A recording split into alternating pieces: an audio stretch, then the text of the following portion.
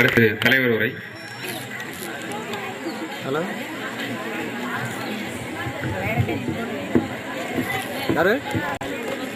மேடையில் அமர்ந்துள்ள நமது மேல்நிலைப்பள்ளி நாளைக்கா கல்வி இணை இயக்குனர் உள்ளிட்ட அனைத்து பெரியவர்களே, என் முன்னாள் நாளைக்கு வர காலையில் நான் இங்கே வெளியில் இருக்கிறேன். மாணவர்களே, பெற்றோர்களே, பெரியவர்களே, காலையில் அம்மாட்ட கேட்டு வந்து ஃபோன் பண்ணி பேசுகிறேன். நான் வரது நைட்டு வெடிகாலம். நன்றி கலந்த வணக்கங்கள். மெட்ரிகுலேஷன் பள்ளியில் படிக்கணும், அரசாங்க பள்ளியில் படிக்கிறது அவ்வளவு கௌரவ குறைச்சலாக இருக்குது அப்படிங்கிற மாதிரி நினச்சிட்டு இருக்கிற இந்த காலகட்டத்தில் மேல்நிலைப்பள்ளி கல்வித்துறையில் உயர் பொறுப்பில் இருக்கிற நம்ம பக்கத்தூரை சேர்ந்த நம்ம அதிகாரி அவர்கள் ஒரு தொடக்க கல்வி பள்ளியில் படித்தார் அப்படிங்கிறது கூட ஒரு பெரிய விஷயம் இல்லை. இந்த நவீன யுகத்தில், நவீன உலகத்தில் இந்த தலைமுறையை சேர்ந்த அவருடைய குழந்தைய அதே தொடக்க பள்ளியில தான் படிக்க வச்சார் அப்படிங்கிற செய்தியை கூட பகிர்ந்துக்கிறதுல நான் ரொம்ப மகிழ்ச்சி அடைகிறேன்.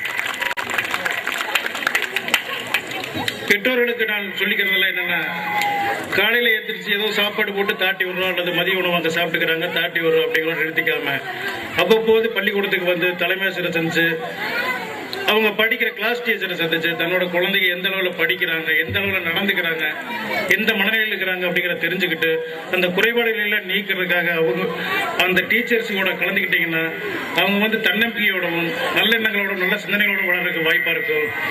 அடிக்கடி பெற்றோர்கள் பள்ளிக்கூடத்துக்கு வரணும், தலைமையாசிரியரை சந்திக்கணும், தங்களோட குழந்தைய எந்த கிளாஸ்ல படிக்கிறாங்களோ அந்த கிளாஸ் டீச்சரை சந்திச்சு அடிக்கடி வந்து ஆலோசனை கேட்டுக்கொண்டு மேலும் நம்முடைய பள்ளிக்கூடம் சமச்சீர் கல்வி வந்துவிட்ட இனிமேல் வரப்போகிற இனிமேல் காலகட்டத்தில் சிறப்பாக முறையில் செயல்பட்டுக் கொண்டிருக்கும் நமது பள்ளியானது இனிமேலும் நல்ல முறையில் செயல்பட முன்னாள் மாணவர்களும் பெற்றோர்களும் பெரியோர்களும் அனைவரும் ஆதரவு வந்து நமது கல்வியை நமக்கெல்லாம் கல்வி கொடுத்த இந்த கோயிலை மேலும் வளர்த்த ஆதரவு கொடுக்குமாறு வன்புடன் கேட்டுக்கொள்கிறேன்.